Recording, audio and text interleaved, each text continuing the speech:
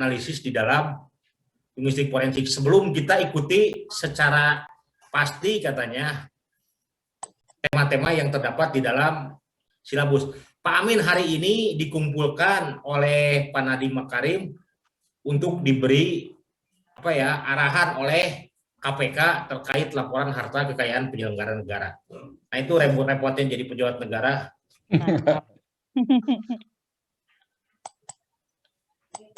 Pak Amin sekarang satu-satunya eselon 1 asal UPI yang ada di Kemendikbud. Tadinya banyaklah pejabat Kemendikbud yang dari UPI, tapi sekarang tinggal Pak Amin. Nanti mungkin Pak Sugi ke depan. Keterbatasan usia, Pak. Di Jakarta itu maksimal 60 kan? Iya, Pak Amin masih muda lah. Beliau kelahiran 67 kan? Ya, Pak Amin masih. Yang lain pada sudah di atas 60, jadi ya berhenti, pulang ke kampus.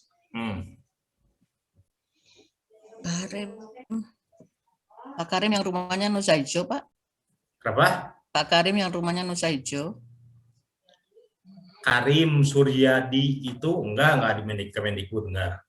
Iya, saya cuma tahunya Pak Karim yang orang UPI, profesor itu. Iya. Rumahnya Nusa Hijau, Pak, dekat saya. Iya. Iya. Ya, kami segeng, Bu.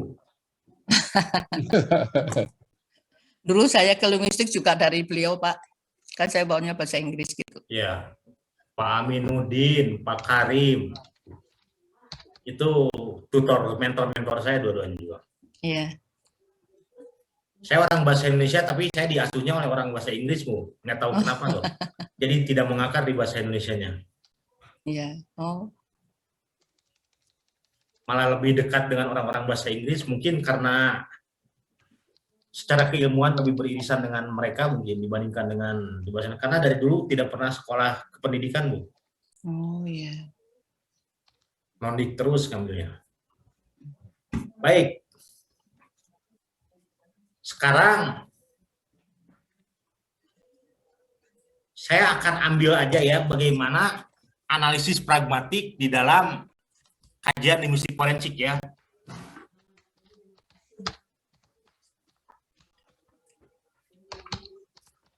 Ini kan udah pada punya kan, udah dikasihin kan filenya. Belum, Pak. Yang mana, Pak? Yang kemarin di PDF-nya Sudah. Oh iya. Oh iya, yang itu iya. ya. Ya. Kalau ini versi bahasa Inggrisnya, Pak. Kalau ada yang mau bahasa Inggrisnya, boleh lah nanti. Boleh, Pak. Nanti saya kirimin ya. Saya simpan di Prodi lah nanti ya. Sebentar, Pak, ada yang tinggalan.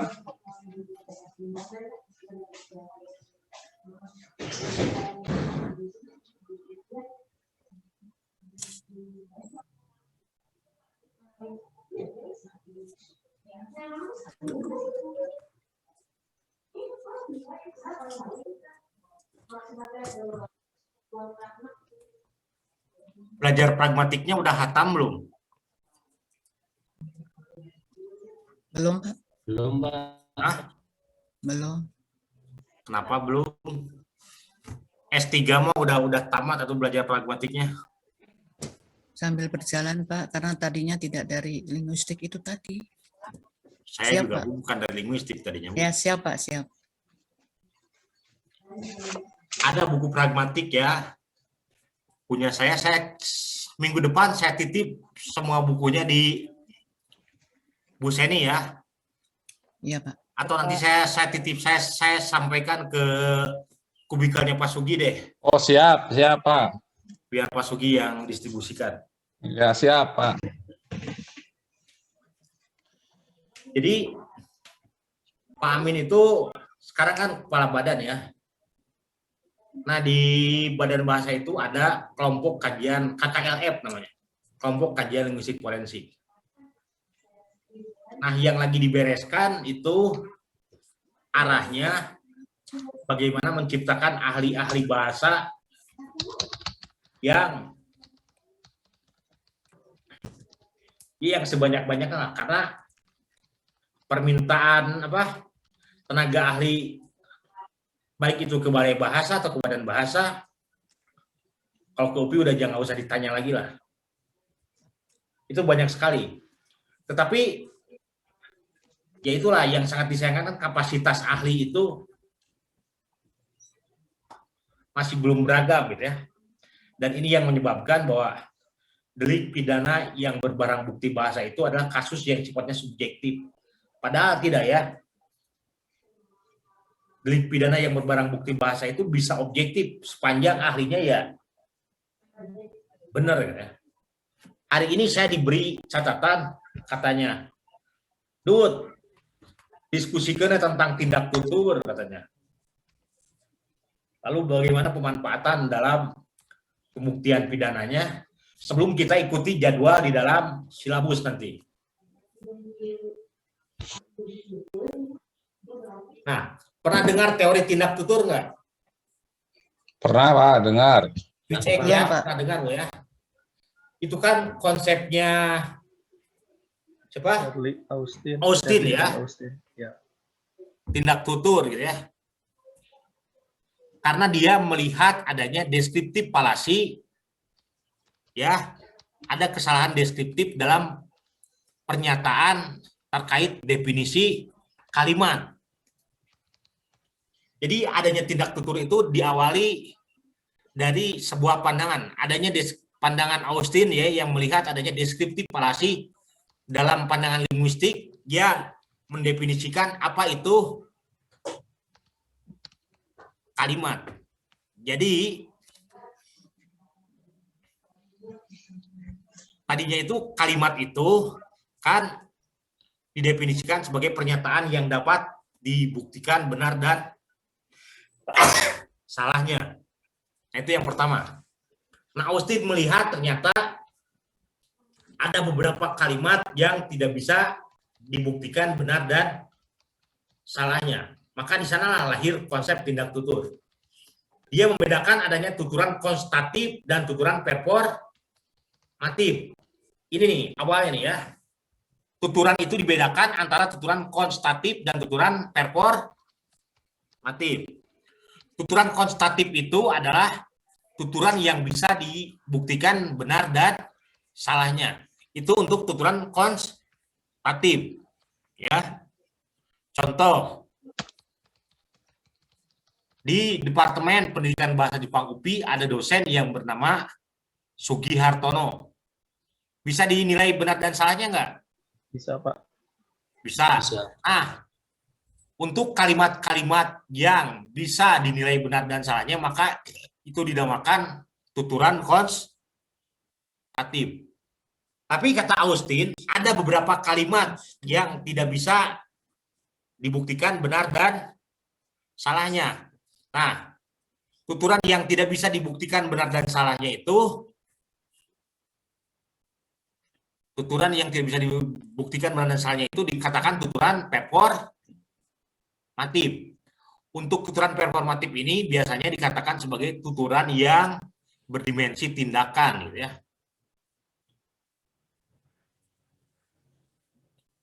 Ngerti nggak? Bisa diikuti nggak? Bedakan aja dulu. Ada tuturan performatif dan ada tuturan konstatif. Apa itu tuturan konstatif? Saya tes Pak Kurniawan. Tuturan yang bisa dibuktikan benar atau salahnya, Pak. Ya, benar dan salahnya bisa Konstatif. dibuktikan, itu tuturan konstatif. Sementara tuturan yang tidak bisa dibuktikan benar dan salahnya adalah tuturan performatif. Formatif. Ya. Contoh tuturan performatif, ya. Pak Sugi main ke kantor saya nih ya, di kantor hukum ya. Lalu tiba-tiba Pak Sugi nanya ke saya. Ya. Di sini ada WC enggak? Ya, itu tuturan Pak Sugi. Bisa dibuktikan nggak benar dan salahnya?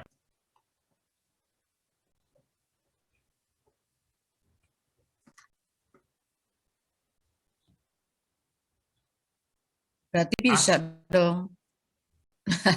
Kalau masih ditelusuri berarti Kalimat bisa tanya itu, ya. Pak. Atau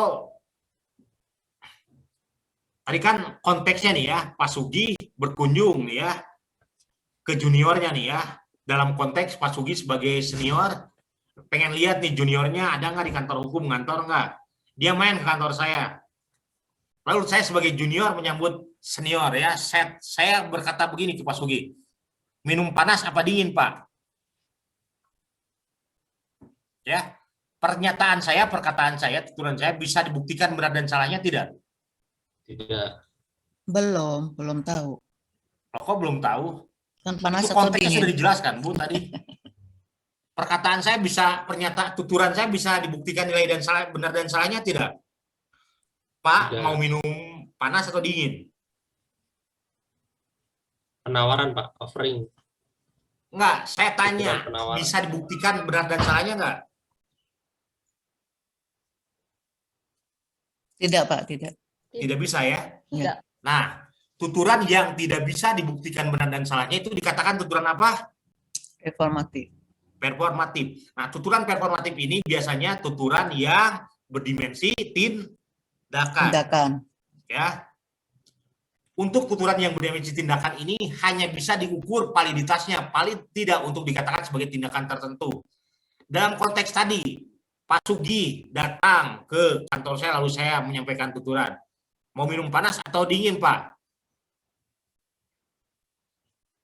Tindakan saya apa itu? Tergolong sebagai tindakan apa? Offering. Offering, yang menawarkan ya. Penawaran kan?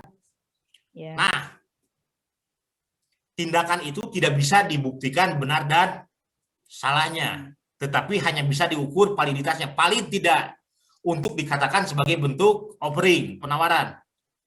Nah, untuk menguji validitas sebuah tindakan di dalam tuturan, ada teori yang digunakan yaitu teori Bach and Harness, yaitu tentang felicity condition, syarat-syarat kesahihan sebuah tindakan dalam tuturan. Ya, yang Pak Amin sering menyebutnya dengan PSI teori. P-nya itu preparatory condition. Apa itu preparatory? Syarat kesiapan, ya. Sincerity condition, syarat kesungguhan. Dan yang ketiga intention communication, maksud komunikasi atau illusionary acts-nya ya, ilokosinya. Jadi apa yang saya katakan tadi kan tidak bisa dibuktikan benar dan salahnya, Bu ya. Pak, Bu, betul? Iya. Tapi karena tidak bisa dibuktikan benar dan salahnya, maka tuturan itu tergolong sebagai tuturan apa? Reformatif. Performatif. Nah, teorinya setiap tuturan performatif itu pasti berdimensi tindakan. Tindakan. Ya, pasti mengandung tindakan. Tiba-tiba saya sekarang bicara dengan Bu Email cantik banget nih hari ini misalnya. Ya. Nah, bisa nggak diukur benar dan salahnya? Bu Email cantik banget hari ini. Tidak, Pak. Tidak bisa kan diukur benar dan salahnya. Cantik itu subjektif, Bu ya. Jelek yang mutlak, betul nggak? Tapi karena tidak bisa dinilai benar dan salahnya, pasti ada tindakan. Ada tindakan dari pernyataan saya. Nah, tindakan saya dalam tuturan tadi apa? Bu Amel cantik banget hari ini. Praising. Ujian. Memuji, ya. Paling tidak untuk dikatakan sebuah pujian. Nah, untuk mengukur validitas sebuah tindakan di dalam tuturan, kita bisa merujuk teori Bach and Harness tentang felicity condition, ya. Syarat felicitas bahasa Indonesia nama, tapi nggak enakan ya. Tapi dalam literatur pragmatik sering disebut dengan felicity condition. Felicity condition itu hanya mengatur tiga syarat. Preparatory condition atau syarat kesiapan, ya. Sincerity condition itu syarat kesungguhan, dan illusionary act atau maksud komunikasi. Nah, sekarang tinggal di ini aja, tinggal di breakdown aja. Tadi dalam konteks saya bertutur, Pak mau minum panas atau dingin? Preparatory condition. Syarat kesiapannya ada nggak misalnya? Oh, ada. Andika melakukan offering melalui tuturannya itu sambil misalnya membawa gelas ke Pak Sugi. Pak mau minum apa? Artinya dia bersiap-siap untuk memberikan minuman. Artinya bukan tawar gatra ya dalam bahasa Sunda. Lalu sincerity-nya, kesungguhannya. Sungguh-sungguh enggak tawaran itu dilakukan. Ya bisa dilihat oleh Pak Sugi sebagai mitra tutur yang menjadi mitra tutur ya dalam tuturan itu. Lalu illusionary act-nya, maksudnya itu memang mau menawari minum atau memang basa-basi. Itu ya hanya mitra tutur yang bisa merasakan. Nah, dalam konteks tadi Andika memuji Bu Email, valid nggak preparatory syarat kesiapannya? Tidak. Ini ada di ruang kelas ya, virtual. Sincerity, kesungguhannya. Memujinya tidak memberikan sekuntum bunga misalnya. Atau dan melihat status saya yang beristri dan status Bu Amel yang bersuami, rasanya tidak mungkin tuturan itu dialamatkan sebagai sebuah pujian. Paling Pak Andika ngabodor garing gitu ya. Bisa diikuti nggak maksudnya? Bisa, Pak. Artinya ketika tuturan saya tadi dalam tuturan Bu Amel cantik sekali hari ini tidak valid untuk dikatakan sebagai sebuah pujian gitu ya. Melainkan lebih cocok kalau untuk dikatakan sebagai basa-basi. Karena validitas tindakannya itu tidak terpenuhi. Syarat PSI tadinya tidak terpenuhi untuk orang meyakini bahwa tindakan itu tergolong sebagai pujian. Tapi dalam kasus saya memberikan penawaran terhadap Pak Sugi, itu valid untuk dikatakan sebagai sebuah offering. Karena tadi diceritakan tadi ya, PSI-nya masuk gitu. Ngerti nggak? Nah, jadi teori tindak tutur ini dasar bagi ahli untuk menganalisis data bahasa yang digunakan oleh para pelaku tindak pidana sebagai instrumen melakukan tindak kejahatan. Ya. Pak Andika sedikit ada Ya. yang tanyakan. Ada suatu Ya. kasus yang menarik, Pak Andika, Ya. di Jepang itu ya, kalau ada dosen tiba-tiba memuji mahasiswanya, Ya. pagi ini kamu cantik ya, itu Ya. sudah terkena pasal seks harassment katanya. Ya. Itu mungkin kasusnya gimana itu, Pak Andika? Bisa dijelaskan Ya. secara forensik? Ya betul Pak. Jadi ya itu tadi Pak. Ketika gitu ya, konteks budaya itu menjadi ukuran Pak ya. Konteks budaya itu menjadi ukuran. Dalam kultur barat itu Pak, relasi guru dan murid itu haram hukumnya untuk mendeskripsikan masalah fisik Pak ya. Misalnya, kamu hitam banget hari ini gitu ya. Kamu gendutan sih sekarang gitu ya. Baru pertama kali. Kalau di kita kan wajar Pak ya. Baru ketemu reuni aja ya. Saya hari ini didatangi oleh teman SMP yang udah lama nggak ketemu. Tiba-tiba ngeri jadi dosen mah buk lagi eueuhan sana botak. Ya. Itu kan kalau dilihat kan kurang ajar sekali. Baru pertama kali ketemu udah mengevaluasi fisik Pak ya. Udah mengevaluasi ini katanya Pak. Ya kata saya beralibi ya ciri profesor kayak begini katanya. Yang dipikirin ilmu terus jadi rontok rambut. Daripada kamu yang dipikirin hutang tuh rambut. Jadi botaknya nggak sempurna. Jadi konteks budaya itu yang menentukan hukum Pak. Oh. Ya. Tapi ketika aturannya ada di Indonesia itu tidak bisa kena seksual harassment karena dalam konteks undang-undang pornografi di Indonesia yang dimaksud dengan seksual harassment itu harus menampilkan ketelanjangan, Pak. Oh, Ya, harus ada kesan ketelanjangannya, Pak. oh gitu. Iya. Ya, makasih Pak. Jadi konteks budaya itu akan menentukan ukuran mana ini tergolong pidana atau tidak ya. Nah, untuk delik pidana juga ada dua ya, harus diperhatikan. Satu delik pidana murni dan satu lagi delik pidana aduan. Delik pidana aduan itu delik pidana yang memunculkan korban sebagai pelapor atau pihak yang dirugikan. Sementara delik pidana murni itu karena tindakannya pun sudah tidak boleh dilakukan, jadi tidak perlu ada korban. Maka dia sudah bisa diproses secara pidana. Jadi bentuk LP-nya juga beda. Kalau LP yang ada pelapornya itu LPB, Bu ya, di polisi itu namanya LPB. LPB itu biasanya LP yang ada pelapornya. Pasal-pasal yang memerlukan pelapor biasanya pasal 27 ayat 3 gitu ya. Kasus Pigai dan si Abu Gosok tuh. Ya.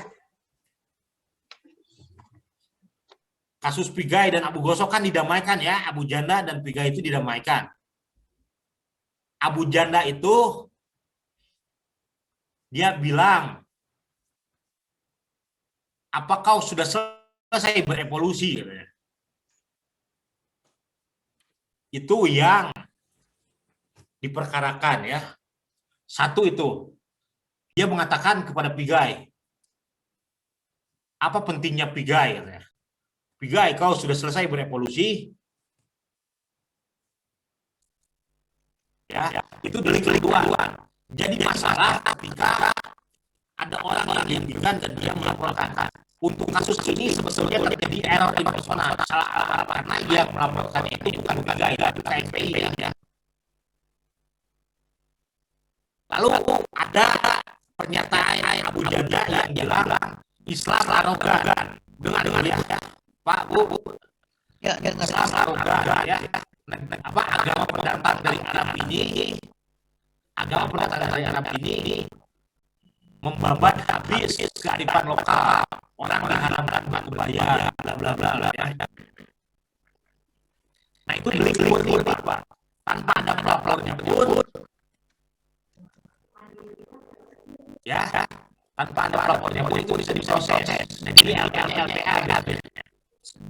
apa yang dibuat polisi tanpa karena laporan polisi model A. Kalau yang pelapor itu model B ya. Nah, untuk kasus yang kedua ini si Abu Janda dikenakan pasal 28 ayat 2 ujaran kebencian berdasarkan syarat. Apa yang jadi dengan pernyataan Abu Janda itu? Abu Janda sudah mengevaluasi konsep dalam Islam ya. Dia mengevaluasi Islam arogan ya. Dan membuat habis kearifan lokal. Artinya kan di sana ada konsep, ada menyalahkan konsep Islam ya. Islam yang mengenalkan dulu disalahkan, dia bilang membuat habis kebaya yang merupakan kearifan budaya lokal. Nah ini dia dalam pandangan saya tergolong sebagai negatif judgment, penilaian negatif terhadap konsep Islam. Nah pasal yang dikenakan 28 ayat 2 ya. Pelakunya bisa ditahan, tapi nggak ditahan, nggak tahu kenapa nih. Aspek politiknya terlalu kencang kasus ini. Kalau untuk 27 ayat 3 dari Pigai kan didamaikan, itu dicabut, aduannya dicabut. Nah, jadi perkaranya tidak ada.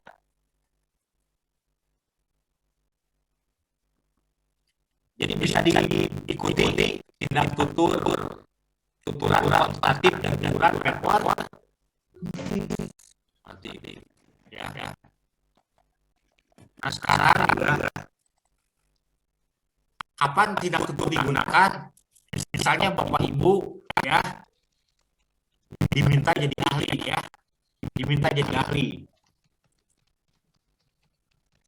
Kalau diminta jadi ahli, polisi itu menjelaskan bahwa pada saat ini penyidik sedang menangani dugaan terjadinya tindak pidana, misalnya dengan sengaja dan tanpa hak menyebarkan informasi dan atau dokumen elektronik ya yang memiliki muatan penghinaan dan atau pencemaran nama baik gitu ya kepada siapa. Nah, Bapak Ibu tentu saja harus mengukur tuturan itu. Pertama golongkan aja dulu, lihat aja dulu ini tuturannya konstitutif atau performatif ya. Kalau penghinaan kan berarti ada tindakan ya, betul nggak? Ya. Kalau Ya. sebuah tuturan dikatakan sudah menghina orang lain, artinya tuturan itu menghina. berdimensi tindakan, betul nggak Pak? Ya. Kalau sudah ngerti artinya bahwa tuturan itu berdimensi tindakan, tindakannya menghina, berarti Bapak Ibu harus sudah memandang barang itu sebagai tuturan apa? Performatif. Gampang. Kalau Bapak Ibu sudah yakin bahwa ini tuturan performatif, ya tinggal sekarang ukur. Paling tidak kalau tuturan itu berdimensi tindakan menghina, ukurnya pakai apa ya? Tadi preparatory, sincerity, dan illusory act atau intention of communication, maksud komunikasi.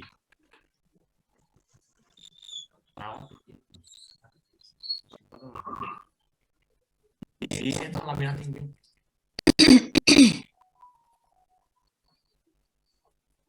Ngerti nggak sampai sini? Bisa terbayang, Pak. Ya, gampang sebenarnya mah. Emang menguntungkan gitu jadi ahli. Ya, di saat seperti ini, kalau saya buka-bukaan, saya terbantu ketika menjadi ahli secara finansial cukup terbantu, Pak. Kalau berapa, Pak? Pak, honornya Pak, Iya, honornya dari saksi berapa itu, Pak? kalau di Mabes 5 juta, Pak. Wow. Ada potong pajak lagi, Pak.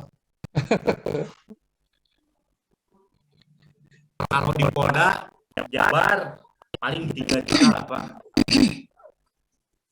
Kalau di Sekali jadi Polres, saksi, Polsek, ya. kadang-kadang 2M, Pak. Wow. Tiksi Mas. Terima kasih, Mas.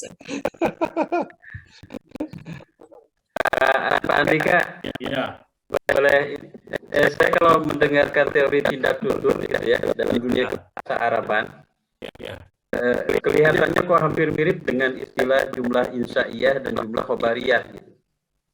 Kalau jumlah khobariyah itu adalah sebuah informasi yang memiliki pemaknaan boleh jadi benar atau salah. Gitu. Tapi kalau insaiyah adalah sebuah redaksi yang tidak bisa dimaknai benar atau salah. Gitu. Kelihatannya hampir mirip dengan teori itu, akan tetapi dalam bahasa Arab kok tidak dimunculkan sebagai sebuah teori gitu Pak ya. Ya, Bapak tinggal gagas saja, Pak. Yang saya sampaikan itu teorinya John Rawls Austin, Pak. Dari filsafat eksistensialisme, Pak. Apakah ini Pak sekalian mungkin konsultasi, apakah memungkinkan ketika ada komparasi, karena kalau dalam dunia bahasa itu diperdalam nanti dalam usul fikih Pak tentang teori jumlah insaiyah atau khobariyah gitu. Ya, perlulah. Karena derajat keilmiahan nanti akan ditentukan ketika Bapak sudah mampu mengobserv dari komparasi itu. Pengamatan Bapak terhadap hasil komparasi itu seperti apa dan Bapak sajikan sebagai kebenaran ilmu, ya itu sudah menjadi pengetahuan baru, Pak. Itu Nanti baca buku saya yang pragmatik. ya, Kayaknya Pak Jatmika udah punya ya. Ada Pak, udah Pragmatik saya. sepertinya harus saya ambil di kubikal waktu itu Pak. Oh, iya di mana, I? Saya di rumah, Oh, di kantor. itu Pak, di Intan Senin mah karena kuliah tadi ending-ending. Oh, ya. Cepat-cepat nulis lah dari sekarang lah. Siapa? Persiapkan kan usulan proposalnya rata-rata sudah pada ada kan. Ya. Saya sekarang Pak, tahun ini saya jadi promotor untuk 2 orang Pak. Satu dosen STHB, satu lagi Pak Agus Sahin, entah itu dosen mana tuh. Dua-duanya tentang forensik. Yang satu ujaran kebencian, yang satu tentang penistaan agama. Nah, Pak Agus, yang penistaan agama itu Pak ini dosen STHB, dia menemukan info, Pak, ada di Finlandia mah penistaan agama itu boleh, ya nggak apa-apa, itu kan hukum Finlandia. Sedangkan di kita diatur dalam pasal 156A itu hukuman penjaranya ya lumayan kencang, 6 tahun tuh. Jadi untuk pelaku penistaan agama bisa ditahan. Kemarin saya beres kuliah ini, tiba-tiba ada jaksa, Pak, sekarang harus sidang di pengadilan negeri ya, Jalan Riau. Saya pergi ke sana dan ternyata benar sidang. Jadi pelaku atas nama Kenneth William. Karena nih anak-anak ada TikTok kan ya, pernah dengar tentang TikTok? Ada aplikasi TikTok ya. Ya. Jadi si pelaku itu mereka masjid Persis yang di mana itu masjid Persis itu Di Bandung, di info Pak. Pajagalan bukan, Pak? karena masjid Persis saya taruh di jalan di tengah kota. ini yang dekat stasiun ya, Andikaya. Ya, dekat BNI. Ya, Bajai ya, dekat Bajai Pak ya. ya. Nah, jadi si pelaku itu menampilkan gambar masjid itu, ya. Lalu seolah-olah di masjid itu ada orang yang sedang menempel musik gelugem, ya. Dan dia komentari begini, nggak ada akhlak sekali orang di dalam masjid itu. Ya, seolah-olah orang di dalam masjid itu sedang membunyikan musik gelugem ya, musik techno lah. Nah itu ternyata hampir di masa ditangkap, ditahan oleh polisi gitu ya. Karena pasal 28 ayat 2, nah itu tanpa perlu adanya pelapor. Karena itu sudah tergolong ujaran kebencian berdasarkan syarat. Dia sudah fitnah. Dia sudah memfitnah bahwa di dalam masjid itu ada orang yang membunyikan lagu dugem, lalu dia beri komen sendiri. Tidak ada akhlak katanya orang di dalam masjid itu, sambil menunjuk ke dalam masjid itu. Ya. Padahal akhlak kan sebetulnya netral ya, kosakata netral ya, Pak Yusuf. Akhlak itu perilaku kan, perbuatan ya. Tapi dalam konteks itu kan jadi negatif makanya kan tidak ada akhlak sekali.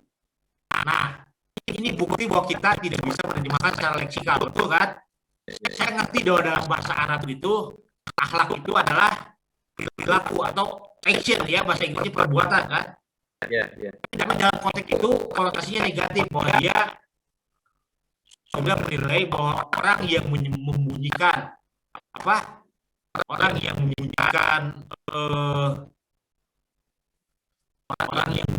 musik dugem di dalam masjid adalah orang yang tidak beradab, kurang lebih begitulah ya. Baru sidang kemarin saya itu. Baru beres mata kuliah ini tiba-tiba langsung disuruh begitu. Jadi Pak Yusuf terutama ketika menemukan informasi dari saya seperti ada yang sama dalam konsep dalam bahasa Arab, itu bisa jadi ya. Karena yang saya sampaikan ini konsep-konsep Barat, Pak. Pragmatik itu tentu saja pragmatik itu teori filsafat awalnya ya, filsafat Wittgenstein. Nanti saya kasih buku saya ya, silakan Pak Yusuf baca. Insya Allah besok sudah saya sampaikan ke ruang kubikelnya Pak Sugi. Ada berapa orang di sini ya? Ada Pak Sugi, ada Pak Yusuf, ada Ibu Irma. Ibu Irma ngajar di mana, Bu? Di Muhammadiyah Bogor. Muhammadiyah Bogor, Pak. Buku saya dibajak oleh dosen Muhammadiyah Buton tuh. Waduh, bukan Bogor ya, Pak? Ya, tapi tetap saja ketika rektornya mohon jangan dibuka ke publik karena perguruan Muhammadiyah yang malu boleh. Saya penuhilah. Karena saya sedikit mengagumi Muhammadiyah, nggak banyak. Karena kamu kerja di sana. Kalau Ibu Irma harus banyak mengagumi Muhammadiyah. Ya, Pak. Ibu Sri Wahyuni, Ibu ya. Sriwati, Pak. Oh, Ibu Sriwati. Sriwati, Pak. Sepertinya bisa jadi Ibu dulu pernah mengajar saya di SMA 5 Cimahi, Bu. Ya, Pak. Ya. Ini kan masalah posisi saya, Bu ya. Sekarang saya yang mengajar, dulu Ibu yang mengajar, ya betul bahwa dunia itu berputar, Bu. Ini Panjat Mika di rumahnya ya. Ini adik saya di jurusan. Lalu ini ada Ristu Bayes, Riti Bias, Prima Andika lagi, namanya nurutan nih. Ini ada Mas Hafiz Kurniawan, Universitas Andika Duta ya. Ini ada MLD, Ibu Email ya. Ya, Pak. Gimana penelitian tentang suaminya dilanjutkan, Bu? Bahasa Inggrisnya sudah semakin bagus. Segitu aja, Pak. Kalau lagi marahnya gimana, Bu? Lebih keluar bahasa Inggris atau bahasa Indonesia? Kalau marah banget bahasa Sunda, Pak. Salah itu, Pak. Diracun itu, ada yang beracun itu, Pak. Pak Yusuf ini, Ya. Pak Sugi Hartono. Oke, Ya, ya, Pak. jadi terkait dengan tuturan performatif itu ya Austin mengklasifikasikannya ke dalam 6 tuturan. Yang pertama, tuturan asertif atau disebut juga dengan tuturan isbati. Apa itu tuturan asertif? Ini ya. Kita beritahu aja dulu. Jadi ada tuturan asertif ya. Satu, tuturan asertif. Asertif. 2, tuturan komisif. Ya. 2, tuturan komisif. 3, tuturan direktif. Directive. Ya. 4, tuturan deklaratif. Ya. 4, tuturan deklaratif ya.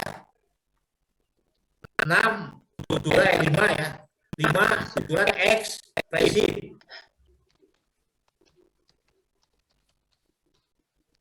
Oke, kita jelaskan satu-satu. Yang pertama tadi apa, tuturan apa? Ibu Irma? Asertif. Asertif. Asertif ya. Kira-kira apa tuturan asertif itu? Tuturan yang berfungsi untuk menekankan suatu maksud. Kalau tidak salah, Pak. Kalau tidak salah ya salah itu. Jadi tuturan asertif itu tuturan ya, akan menutur atas kebenaran yang diucapkan. yang berisi penilaian ya si penuntut sehingga mengikat si penuntut untuk mempertanggungjawabkan kebenaran Yang diucapkan apa yang dia nyatakan di dalam tuturan. tuturan itu. Contoh kalimat asertif itu ketika misalnya prediksi itu, oh iya pasti hujan, itu asertif.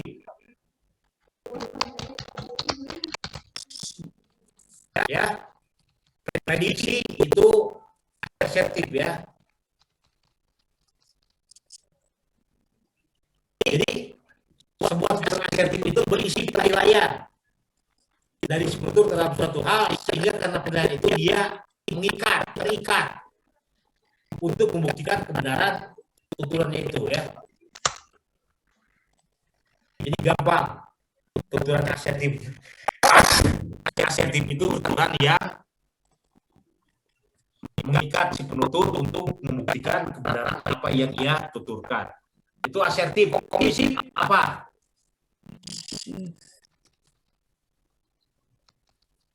Komisif itu tuturan yang menyatakan janji. Ya. Yang menyatakan janji. Ya. Misalnya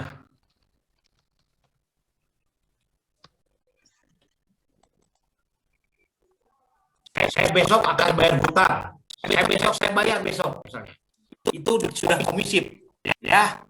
Karena dia menyatakan janji. Nah, Dalam konteks pidana kan ada pasal pengancaman ya, tahu nggak ya? Ya, Pasal-pasal pengancaman itu diatur kalau dalam spesialisnya Undang-Undang ITE itu pasal 27 ayat 4. Tindak pengancaman yang dilakukan untuk menakut-nakuti.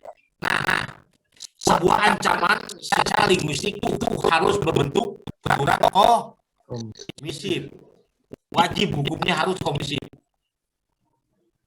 Jadi kalau Bapak Ibu misalnya nanti diminta jadi ahli dan menemukan adanya dugaan tindakan pengancaman, tetapi ketika dicek tuturannya itu bukan tuturan komisif, maka sudah dapat dikatakan ini tidak ada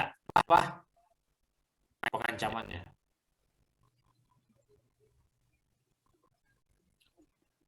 Karena nanti pengancaman itu harus tunduk terhadap felicity condition, PSI tadi, preparatory, sincerity, dan inclusionary. Ya, pernah dengar kasus ibu-ibu yang mengancam Jokowi yang sempat ditangkap di Bekasi? ya benar ya. Dilepaskan ya? Dilepas si tersangka itu karena saya sebagai ahli dalam perkara itu tidak melihat maksud kesungguhan si ibu untuk mengancam gitu ya. Karena saya tidak bisa melihat si ibu bisa melakukan apa yang dia katakan ya. Daya ancamnya kecil, saya katakan kepada penyidik. Dia bilang begini, kalau dekat ya udah saya tembak tuh Jokowi katanya. Udah saya gorok lehernya. Dia bilang tembak, punya senjata saja tidak ya. Beda lagi ketika yang mengatakannya itu polisi atau tentara. Dia dekat dengan senjata, maka daya ancam dari tuturan tersebut tinggi dan dikatakan pengancaman akan valid gitu ya. Beda ketika dikatakan oleh seorang ibu-ibu tadi ya dan anak sekolahan misalnya. Maka daya ancamnya kecil. Jadi itulah tindak tutur itu sampai ke sana. Pada satu teori aja untuk apa? Dari speech act itu sudah cukup untuk bekal jadi ahli untuk dalam beberapa perkara pidana ITE misalnya. Itu sudah cukup ya. Asal digali aja terus lah, ya. Karena kalau kata saya speech act ini kayak matematika.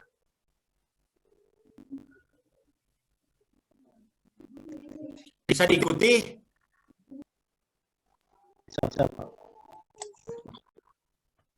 Oke, itu baru tuturan komisif ya. Lalu ketiga tuturan apa? Direktif. Ini dari bahasa Inggris direction. Tuturan yang sifatnya itu mengarahkan. Ya.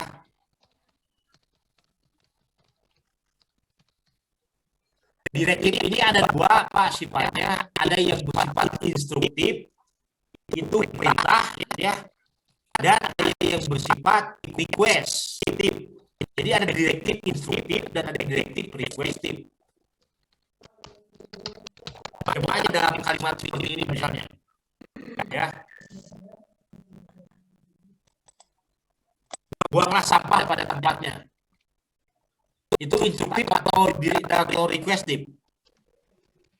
Instruktif, Pak. Instruktif kan? Daya paksanya besar atau rank of impositionnya besar.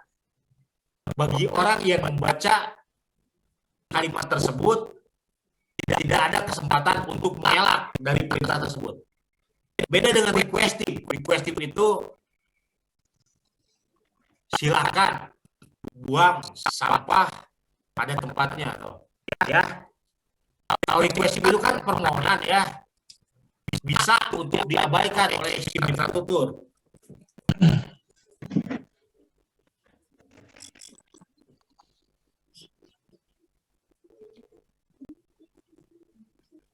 Dulu waktu kecil, kalau disuruh mandi sama orang tua, itu pasti instruktif, tidak pernah requestif. Nggak pernah nanya, misalnya ya, sifatnya request. Kau mandi ya sekarang ya? Selalu instruktif. Mandi, kalau nggak mandi, Celer. wah, ngeri aja pokoknya. Hukuman waktu kecil tuh. Nggak ada uang jajan. ya. Jadi instruktif itu daya paksanya besar ya. Nah itu jadi dari direktif saja sudah kita temukan adanya dua bentuk tuturan ya. Direktif requesting dan direktif instruktif. Yang ketiga, yang kelima, kalimat deklarasi. Keempat, Pak. Empat. Ya. Kalimat apa? Deklaratif. Deklaratif itu kalimat yang menimbulkan adanya perubahan peran ya terhadap orang yang menerima tuturan tersebut. Contoh, ijab kabul tuh. Pak Yusuf misalnya punya anak perempuan ya,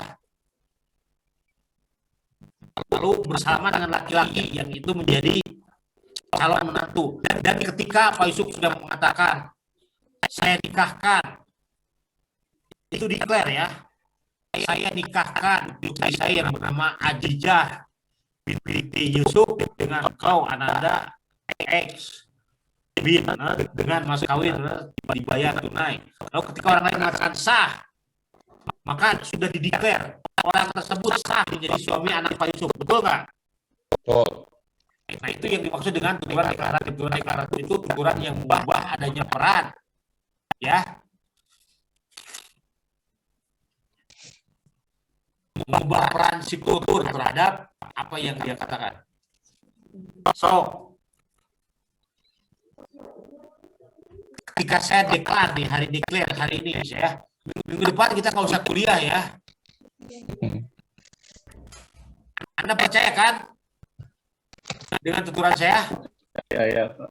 Dan ada kewenangan saya untuk mengatakan itu kan? Ya. Maka minggu depan tidak pernah akan ada Zoom. Jadi deklaratif itu akan mengubah suatu realita atau peran seseorang ya.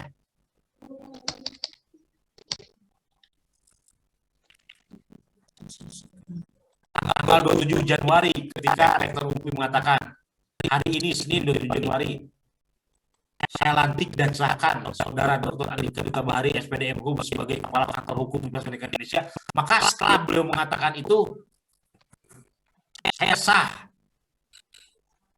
untuk menjabat dan bertindak atas nama Kepala Kantor Hukum UPI dan mendapat segala sesuatu yang terkait dengan itu, baik fasilitas, baik reward gitu ya, dan baik beban.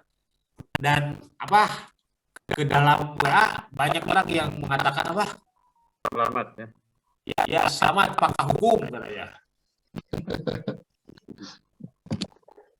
Padahal namanya bukan selamat ya Pak. Iya. Selamat pakar hukum kan, nama jabatannya nggak asik banget, kahukum. Kahukum.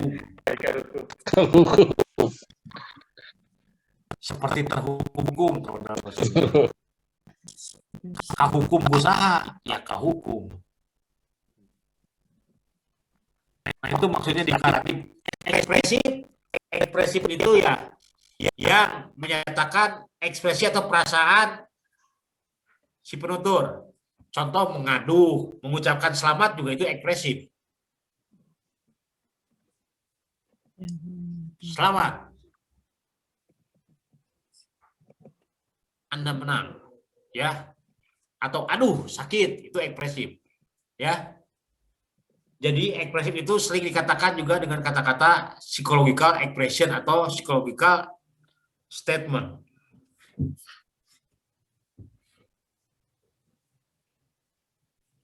Sampai di sini, ada yang mau ditanyakan dulu? Silakan.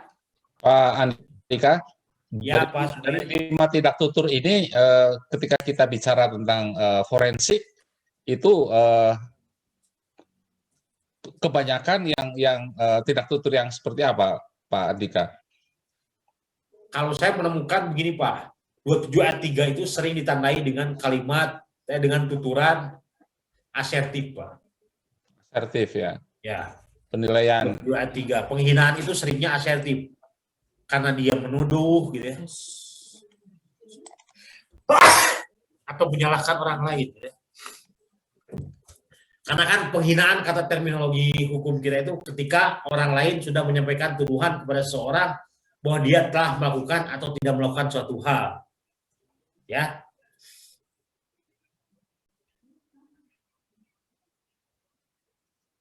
Tapi kasus misalnya yang Sunda Empire yang mendeklarasikan bahwa sejak sekarang berdiri negara Sunda Empire, itu deklaratif ya, Pak ya? Iya. Itu bisa masuk juga. Ya itu kan kenanya pasal penyebaran pemberitahuan bohong, Pak. Oh, jadi bohong ya? Ya, beda pasalnya, Pak. Itu bukan penghinaan, Pak. Oh, Kalau penghinaan itu ada orang yang harus merasa terhina, Pak. Itu penyebaran pemberitahuan bohong. Kenanya pasal 14 ayat 1 junto pasal 15 Undang-Undang Nomor 1 Tahun 1946 tentang perbuatan hukum pidana, ancaman hukumannya 10 tahun dan dia sudah divonis sekarang, Pak, 2,5 tahun penjara, Pak. itu kalau tidak salah kaitannya dengan dia menarik dana kepada pengikut-pengikutnya gitu ya. Ya ujung-ujungnya duit sih, Pak, kalau itu, Pak. Saya waktu sidang seperti melawan orang gila aja itu, Pak. Untungnya sidangnya online, Pak. Kalau tidak online, baik juga itu.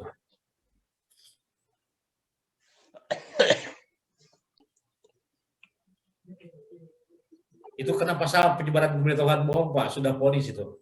Oh ya.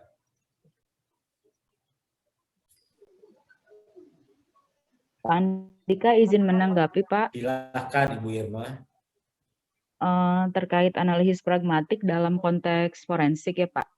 Kan pernah ada sebuah polemik dari Presiden Prancis Emmanuel Macron yang menyatakan bahwa Islam adalah agama yang mengalami krisis ya di seluruh dunia, yang mencoba untuk menerapkan nilai-nilai baru dari nilai-nilai kenegaraan yang sudah ada. Nah, itu kan beliau menyatakan itu di Perancis ya, Pak, dalam konteks kenegaraannya yang memang sekuler seperti itu. Nah, kan seperti yang kita ketahui, interpretasi pragmatik juga dipengaruhi oleh budaya ya, Pak.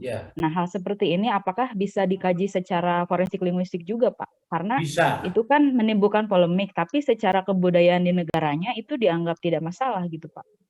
Ya, artinya kan ketika ada orang yang mengadukan di Indonesia, pasal hukum yang mana yang misalnya bahwa si Macron itu menghina gitu ya. Misalnya pasal hukum 27 ayat 3 misalnya. 27 ayat 3 dia tidak kenal lokusnya karena dia tidak mengatakan ada di Indonesia kan. Ya. Artinya dia tidak tunduk terhadap kaidah hukum Indonesia dan buktinya tidak diproses. Jadi dalam kajian hukum itu ada lokus itu lokasi dan ada delik itu perbuatannya.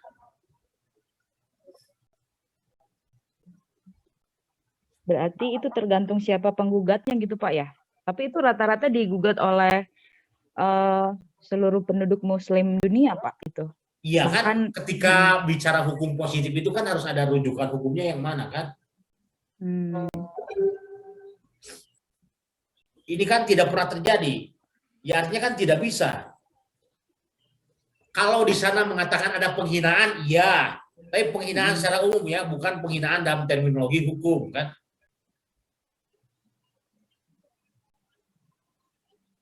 Itu berarti bisa masuk ke kasus penistaan agama ya, Pak, blasphemy? Bisa.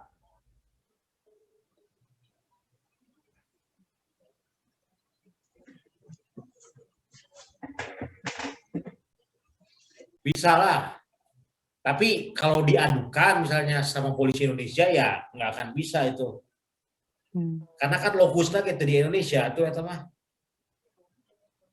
Iya, justru itu Pak, maksud saya gimana itu secara budaya di negara mereka itu tidak masalah, tapi masyarakat tidak bisa mempermasalahkan. Kajian forensik itu tunduk terhadap aturan yang berlaku. Kita mau menggunakan aturan yang mana? Kan berarti ketika pragmatik itu hanya mendekati dari luar kan? Benchmarknya tetap aturan hukumnya yang mana itu? Berarti ketika masalah tersebut tidak diproses secara lanjut, itu karena kebudayaan di Perancis itu sendiri tidak mempermasalahkan itu gitu Pak ya? Bukan itu hukum Indonesia tidak bisa menghukum fenomena itu karena tidak memenuhi unsur, bukan permasalahan di Perancisnya. Hukum Indonesia tidak melihat fenomena tersebut sebagai sebuah delik pidana. Dan bagaimana ketika hal tersebut juga dianggap sebagai sebuah tindakan pidana dan penghinaan oleh Recep Tayyip Erdogan misalkan, Ya, itu gimana Pak? apakah ada hukum dunia yang mengatur itu? Jadi jadi Erdogan juga kalau mengatakan bahwa ini pidana, ukurannya yang mana gitu. Ya. Kalau hukum pidana Indonesia jelas tidak akan masuk karena si Makon itu bukan subjek hukum yang bisa dan tunduk terhadap hukum Indonesia kan.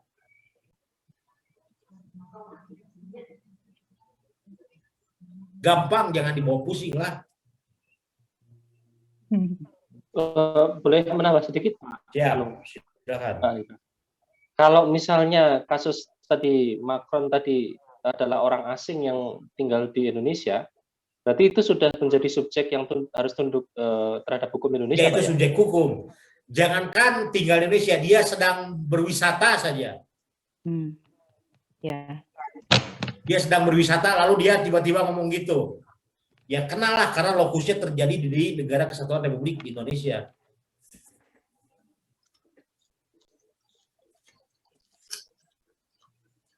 Meskipun nanti untuk beberapa kasus, apakah itu nanti diadilinya di Indonesia atau nanti dikembalikan ke negara asalnya, Pak? Ya di Indonesia, Pak. Oh. Karena Seperti kasus setiap narkoba turis itu, Pak, dan ya? setiap orang asing yang memasuki wilayah Indonesia, dia sudah dianggap tahu tentang hukum positif Indonesia.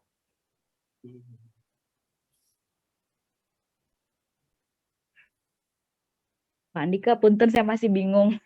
Ya. Pak, berarti dengan seperti itu, apakah bisa kita pahami bahwa dalam kajian forensik linguistik itu tidak ada pasal hukum yang bersifat secara universal untuk semua masyarakat dunia?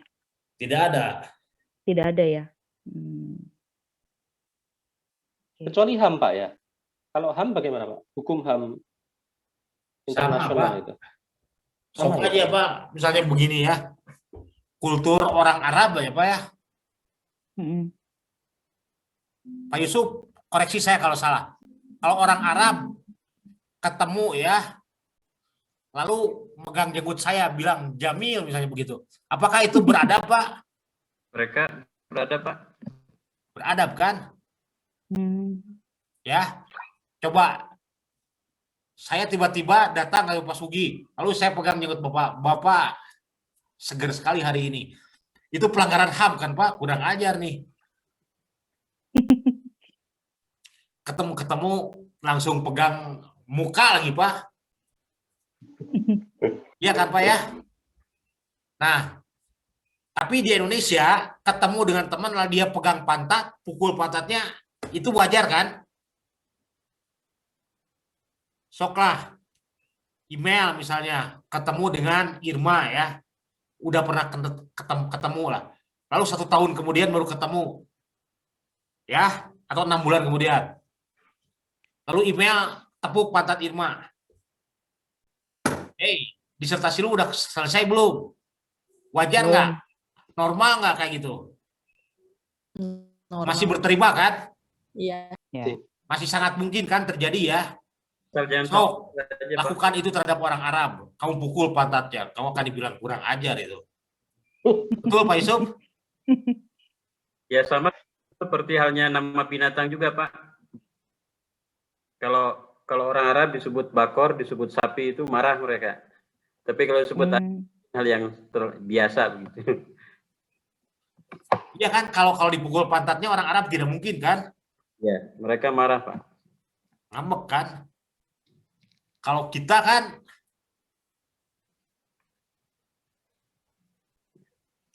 ketemu misalnya, lalu nepuk pantat gitu ya. Tek. Ya sama, Pak, HAM juga tidak ada, Pak. Hak asasi, apalagi hak asasi manusia itu. Ya inilah makanya dalam konsep Islam kenapa manusia itu tidak boleh membuat hukum. Karena sangat subjektif. Ya. Tidak akan pernah ada yang berlaku universal kecuali hukum buatan Tuhan. Karena itu wilayah Tuhan, wilayah Allah ya membuat hukum itu. Kelihatannya semakin menarik, Pak, linguistik forensik bagi saya yang pernah belajar hukum Islam begitu, Pak. Karena Waduh, mungkin itu kalau dalam kajian fikih yang tadi diserahkan kembali ke budaya itu al-ada muhakamah gitu. Oh iya. Bahwa adat itu bisa jadi hukum sehingga penentu berikutnya adalah adat setempat begitu. ya memang lah. Makanya dalam tradisi Barat, hukum itu selalu dikait-kaitkan dengan adat dulu. Tapi adat itu hukum yang tidak tertulis, Pak ya, konteksnya. Tidak selalu begitu. Oh. Yang tertulis juga ada. Adat istiadat. Ya. Kebanyakannya kenapa tidak tertulis? Karena orang tua kita dulu tidak mengenal simbol huruf, simbol bahasa tulis, tidak mengenal. Jadilah dikatakan, dan masa pertumbuhannya kan bukan di zaman modern yang bisa terdokumentasikan secara ilmiah. Nah itulah di dalam buku saya itu bagaimana manusia berkenalan dengan bahasa ya, persentuhannya. Ketika hukum Hammurabi itu, mata dibayar mata gitu ya. Bayar nyawa. Iya, tangan dipotong tangan juga. Itu pertama kali adanya hukum secara tertulis. Ayo yang lain. Kalau Iya, cek Islam itu mau hukum kisos teh. Kisos itu ya hampir sama dengan yang tadi Pak Hammurabi, yaitu Iya, ganjar dengan sesuatu yang sama. Kisos iya, itu. mata dengan mata. Akan Kalau tetapi Bapak sakit badan, tah eta obatna badan deui berarti cek kisos mah. Amun nyeri Tapi dalam awak Islam berarti ada obatna tambahannya, awak ada deui eta mah. Nah itu kisos namanya ya, Pak Yusuf ya. ya. Amun nyeri awak, ubaran ku awak deui, tah eta kisos. Itu mah yang paham 17 tahun ke atas, Pak. Aduh, tegiringan ah.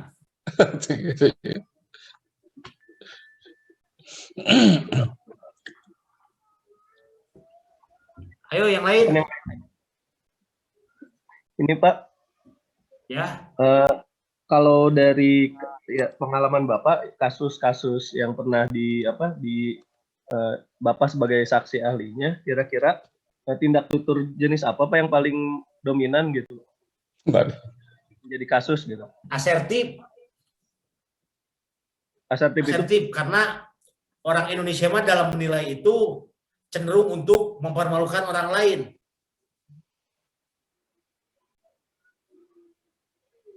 Ya, jadi saya melihat ilokusinya itu ya, kan PSA ya, preparatory, lalu ada illusory acts-nya itu ada tindakan yang dilakukan dengan maksud untuk membuat orang lain malu. Jadi dalam delik penghinaan dan atau pencemaran nama baik, unsur yang harus dilihat oleh Bapak Ibu adalah potensi orang lain merasa malu dengan tuturan yang dikatakan oleh mitra tuturnya gitu ya. Jadi kalau kata Pak Amin itu dalam kasus penghinaan itu, tuturan itu harus mengandung HAM potensial atau adanya daya luka. Sehingga dengan tuturan itu orang merasa dipermalukan atau kehilangan muka ya. Merasa losing face. Karena indikator dari sisi kebahasaan, bagaimana sih kalau orang terhina sakit hati, dan itu subjektif ya. Tapi bagaimana sih kalau orang terhina dia merasa kehilangan muka, dipermalukan. Sudah, ya itu mah kalau kehilangan muka ya tinggal dirujuk aja teori tentang wajah ya. Face threatening act ya Pak? Kenapa? FTA itu ya Pak ya? Ya, face threatening act, tindakan mengancam wajah. Itu di dalam bab 6 buku saya dibahas, Mas. Di buku pragmatik yang baru namanya ya. Besok aja tunggu ya, pragmatiknya saya kirim ya.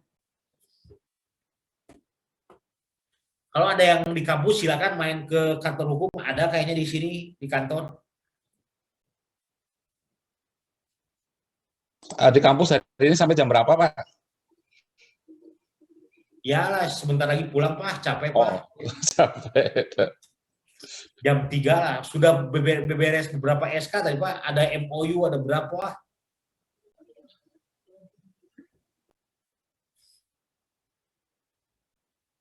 Yang lain?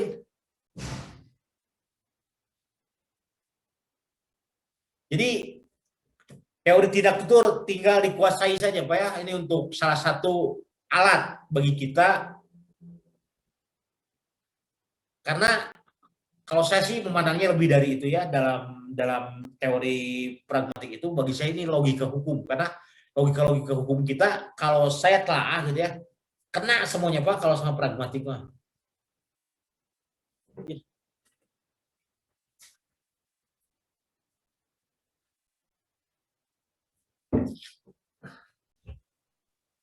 Kalau ini Pak, boleh satu lagi Pak Andika? Ya. Mohon izin. Kalau misalnya sudah menghina dengan misalnya kata-kata kasar itu Pak ya, ya di bahasa manapun begitu, bahasa Sunda atau bahasa Indonesia begitu, itu masuknya nanti ke ini Pak ya, kemana Pak ya, untuk tidak tutur itu? Ya, begini Pak, sekalipun kata-katanya kasar, tapi ketika tidak ada orang yang melaporkannya, ya tetap saja itu bukan penghinaan Pak. Saya bilang jancok kowe ya, misalnya begitu. Jancok aja Pak, itu belum tentu loh Pak.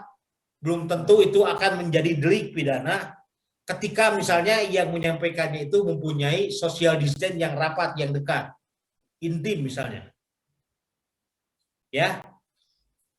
Tapi ketika Anda secara sosial tidak dekat dengan mitra tutur, maka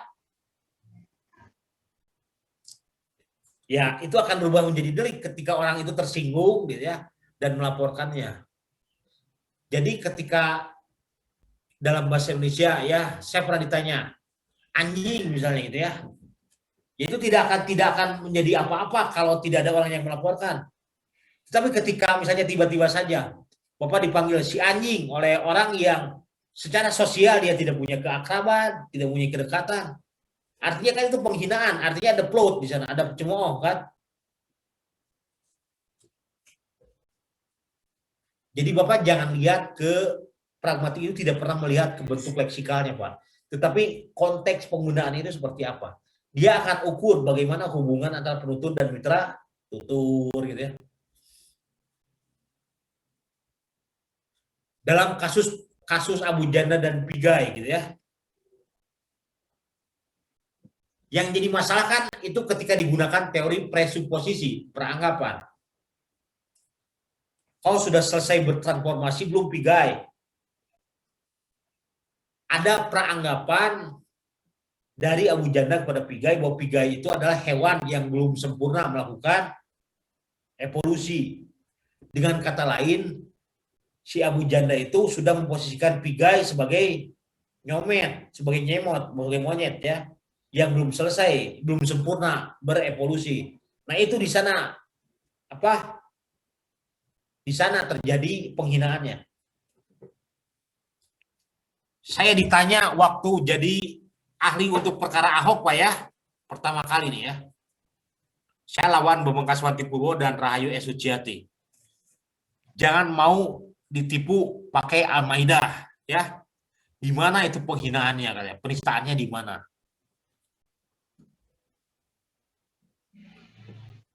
Saya pakai presuposisi itu, pakai peranggapan. Saya bilang Ahok menunjukkan adanya kesadaran bahwa dia sadar umat Islam itu adalah ancaman. Ya, terkait dengan pencalonannya sebagai gubernur. Karena kalau umat Islam taat terhadap Al-Maidah, habislah dia. Betul tidak? Kalau taat ya dengan Al-Maidah. Jadi kenapa dikatakan menista? Ya Ahok sudah mempresposisikan, memperanggapkan bahwa Al-Maidah itu alat untuk menipu secara kontrafaktual gitu ya. Dan logika saya yang diterima oleh hakim dibandingkan Bambang Kaswanti. Sampai saat ini hubungan saya dengan Pak Bambang Kaswanti tidak baik Pak. Nggak mau nanya duluan kalau ketemu. Tiap tahun saya ketemu di Kolita, beliau nggak pernah mau nanya. Ketemu di Badan Bahasa nggak mau nanya. Padahal tadinya ya sering kami berkomunikasi, sekarang nggak pernah lagi sejak kasus Ahok itu.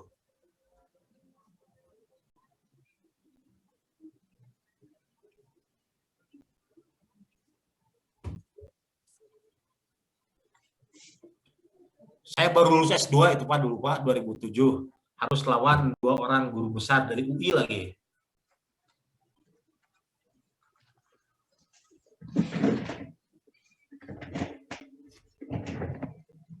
Ada yang mau ditanyakan dulu? Silakan. Jen Pak, yang teori PSI Pak tidak tadi Pak, yang I-nya itu apa lupa? Evolutionary Act, Bu. Oh, evolutionary.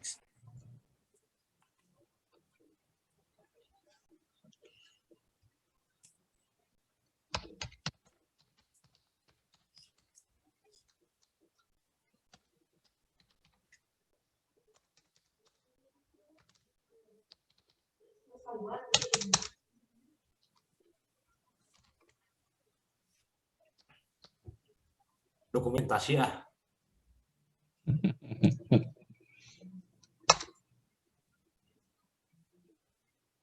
Tidak lagi? Pak Andika, Iya, Bu. Bapak di luar pragmatik dalam konteks linguistik forensik ya Pak. Kan dalam bukunya Johnson dan Wright yang ini Pak, punten, yang ini ya. Kan itu Johnson itu mengutip pernyataan Roberts itu bahwa jadi dalam ranah hukum itu ada institutional discourse dan professional discourse. Ya. Nah, dalam professional discourse itu beliau mengatakan bahwa disitulah di mana dalam ranah hukum itu mendatangkan orang-orang yang di luar konteks hukum. Ini tolong dikoreksi Pak apabila ada pernyataan saya yang salah. Nah, kemudian ini menjadi pertanyaan saya juga gitu Pak.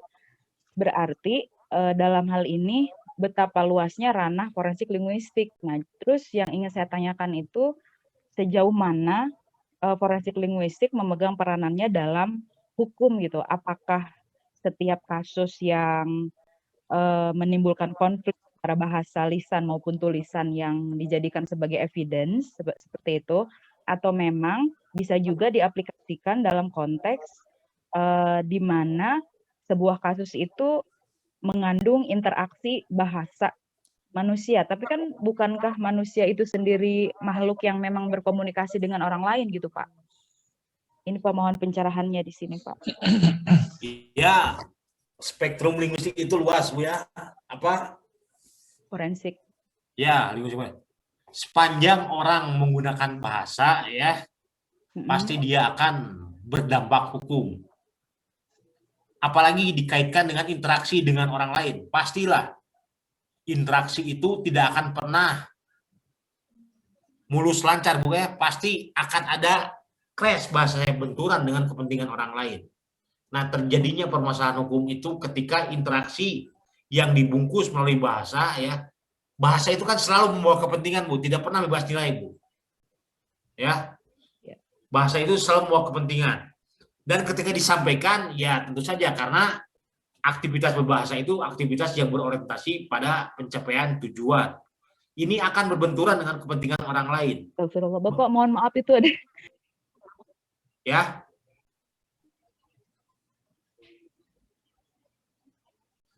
Ya, berbahasa itu aktivitas yang berorientasi pada tujuan gitu ya. Dan itu tentu saja akan berbenturan dengan kepentingan orang lain. Nah, ketika berbenturan itu baik dari caranya, baik dari substansinya itu yang akan menimbulkan adanya delik hukum.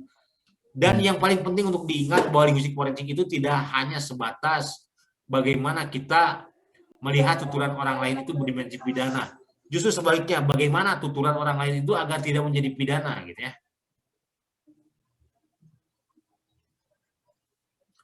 Bagaimana kita menyatakan maksud hukum yang baik gitu ya di dalam instrumen hukum, itu tugas seorang linguis forensik. Mengatur perundang-undangan, statuta gitu ya. Jadi linguistik forensik itu jangan dimaknai hadir ketika ada orang yang bermasalah dengan tuturan gitu ya.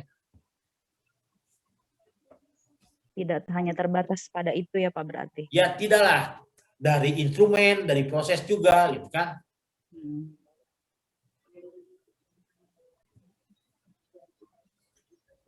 Yang lain, ayo.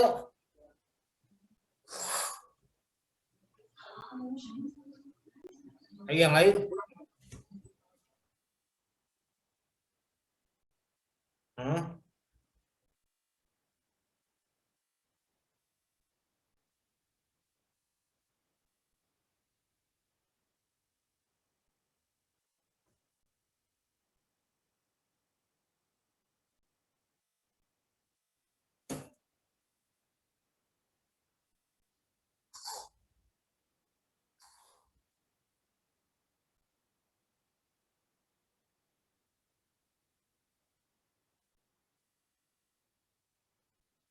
Ya, itu bukan objek linguistik, atau ingat objek linguistik selalu bunyi.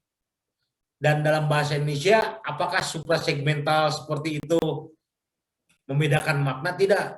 Kalau membedakan makna itu menjadi objek kajian, tapi itu akan menjadi objek kajian ahli komunikasi, bukan seorang linguis ya. Karena seorang linguis itu hanya akan selalu berurusan dengan bunyi bahasa. Kalau intonasi kayak gitu ya nanti akan dikaji dalam fonologi forensik, dan itu ada ahlinya. Ada. Kebetulan karena Upima ahlinya di bidang pragmatik, sosial linguistik kritis lah ya. Maka hal-hal yang seperti itu sering dikesampingkan lah. Karena juga tidak terkait di spektrum delik yang ditangani oleh kepolisian Indonesia, jarang sekali Pak pakai yang kayak begitu Pak. Pembuktian misalnya mengancam lewat telepon dalam delik pidana di Indonesia itu jarang terjadi Pak. Selama Pilpres saja pemanfaatan software untuk membuktikan itu suara siapa baru 1 kali Pak.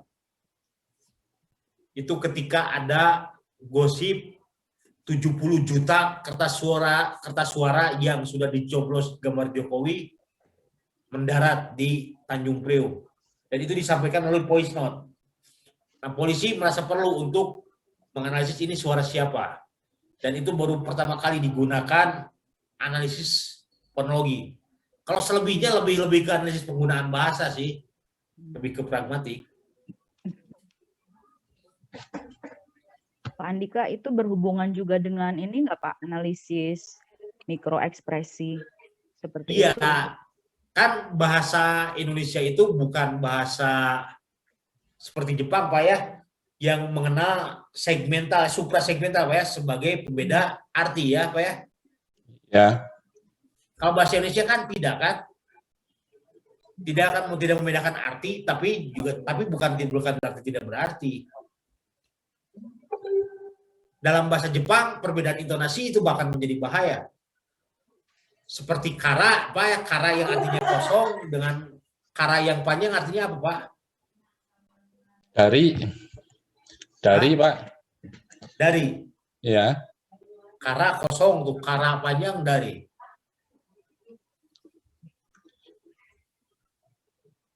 Yang sering dalam komunikasi ini antara bunyi sela atau yang so dengan so itu yang ya, aksen dan intonasinya itu sangat berpengaruh pada makna dalam suatu komunikasi. Yang sering salah juga para mahasiswa yang baru belajar bahasa Jepang itu sangat sering terjadi kesalahan itu. Nah ini hati-hati. Jadi seorang linguis forensik juga, Anda juga ketika tidak paham kalau suprasegmental seperti tadi membedakan makna dan dalam bahasa Indonesia itu menjadi sangat subjektif, jangan berani-berani untuk turun. Libatkan ahli komunikasi. Karena Anda tidak berhak membuat tafsiran-tafsiran seperti itu. Ya. Karena objek kajian linguistik itu pakem pertamanya ya bunyi ya. Korpusnya itu ya bunyi, data bahasanya itu. Paham tuh ya?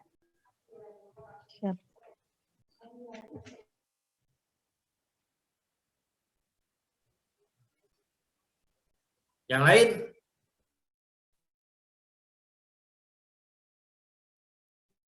Saya Pak. Kamu Arab Bukan, dia. Pak. Tadi berkaitan dengan ini apa yang konstantif ya dibagi Konstatif. ya, ada deklaratif. Berarti deklaratif itu ya, termasuk tadi akad nikah begitu Pak ya. Itu dikategorikan sebagai tuturan yang bisa dimaknai benar atau salah begitu Pak. Deklaratif mah bukan konstatif atau Pak. Performatif itu mah. Oh iya ya, berarti saya salah nulis ini Pak.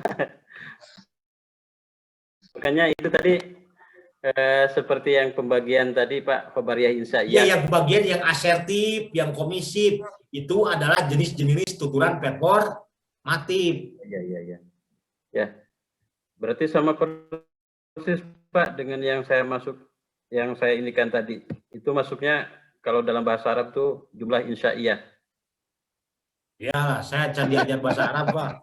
Saya jadi ini Pak, jadi tertarik untuk meneliti, mengkomparasikan antara linguistik forensik dengan usul fikih gitu Pak. Ya, sok. Kelihatannya menarik ini. Tong kelihatan ditinggali heula Pak, rasakeun ya piminarikeun teh gitu.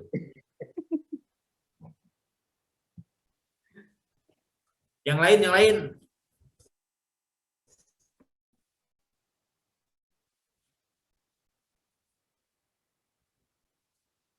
Cukup?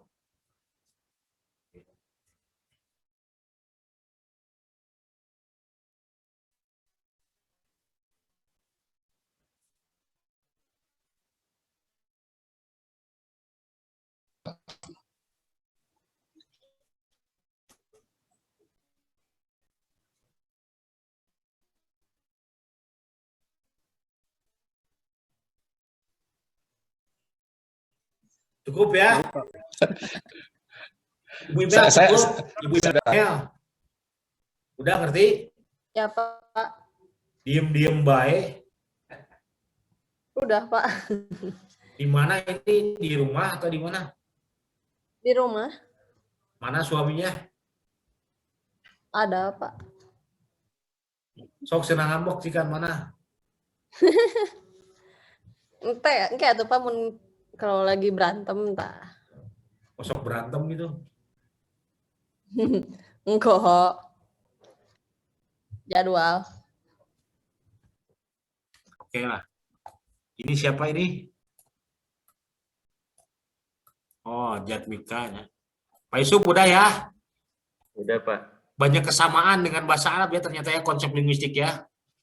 Dengan usul fikih Pak. Kayaknya dengan usul fikih ya iyalah karena tradisi linguistik saya tradisi linguistik kritis sosial filsafat Pak. Pasti akan beririsan dengan kajian humanistik apapun. Ibu Irma paham?